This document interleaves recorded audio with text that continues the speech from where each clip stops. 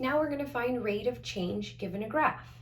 So before we looked at rate of change given a table, now we're going to go ahead and apply this same concept to a graph.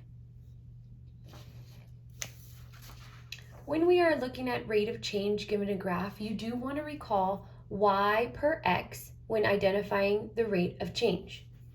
Write that down and pause the video if you need more time. A candle has a starting length of 10 inches. 30 minutes after lighting it, the length is 7 inches. Describe the rate of change in length of the candle as it burns. Again, you want to identify your rate of change as your change in your y values over the change in your x values. So we're going to be using the slope formula again. y2 minus y1 divided by x2 minus x1. So in our graph, it shows us 2 points that we can be using.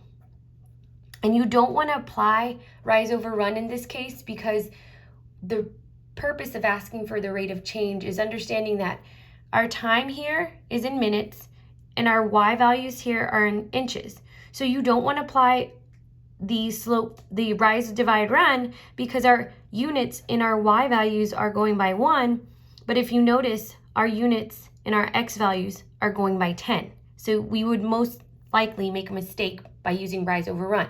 So we are going to use a slope formula to find the rate of change in this graph. So let's go ahead and take this first point and label it. Our x value here is 0. Our y value here is 10. Here, our x value is going to be 30, and our y value is going to be 7. You could use any point on this graph as long as it's intersecting at a point, at a whole number. So if we take those values, 0, 10, and 30, 7, we're going to go ahead and label them x1, y1, x2, y2. Our first point, x1. First point, y1. Second point, 30 is our x2, 7 is our y2. So now let's go ahead and apply the slope formula. M equals, and we're going to subtract. So our y2 is going to be 7 minus y1, 10. Then we're going to take our x2, which is 30, subtract x1, which is 0. Now we just need to simplify. So 7 minus 10 is -3, and 30 minus 0 is 30. So we don't want to leave our fraction like this. We do want to simplify. So -3 divided by 30 is a -1 over 10. So what does this mean in context of this word problem? So you want to understand the change in our y values here is described in inches. So this would be our inches. Our x values is our time in minutes. So 10 is describing our minutes. And that division sign is per, each, right? It describes that change over the change in y over the change in x. So in order to indicate our rate of change, we need to take this and describe it using words. So it's -1 inches per 10 minutes. Well, that is also the same as my candle is burning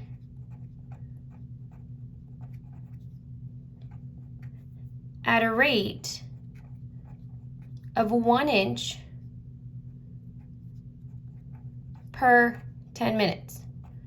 Understand what that means in words as well as per y per x. If you need more time, go ahead and pause this video. We're going to move on to number 4. In number 4, The graph shows how the volume of a gas sample changes as the temperature changes and the pressure remains constant. What is the rate of change in the volume of the gas sample with respect to temperature? Again, rate of change here, we're going to be using y2 minus y1 over x2 minus x1.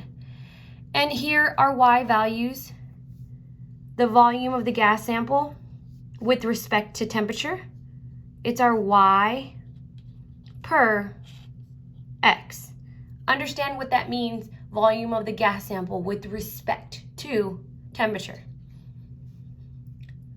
Now looking at our graph, we're going to identify the change in y over the change in x, which is the volume of gas per temperature.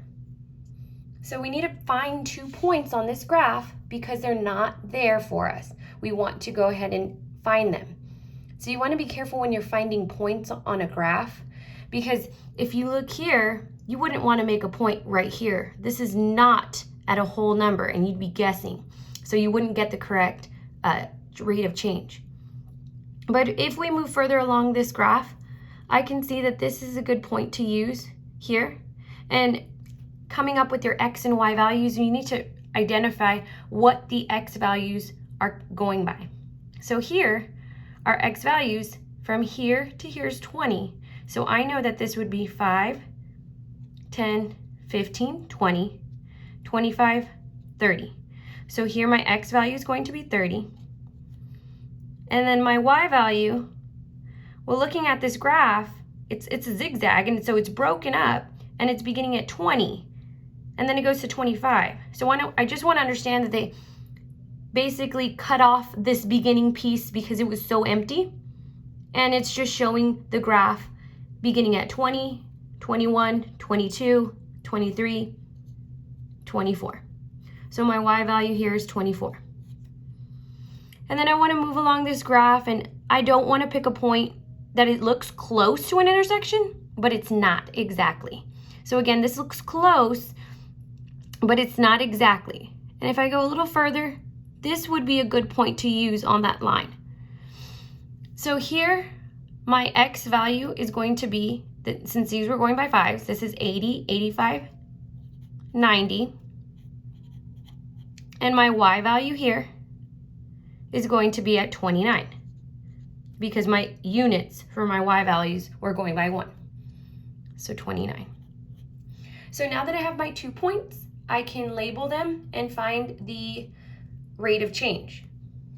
So if I have 30, 24 and 90, 29, let's go ahead and label our x1 as 30, y1 as 24, x2 is 90, y2 is 29, and apply the slope formula.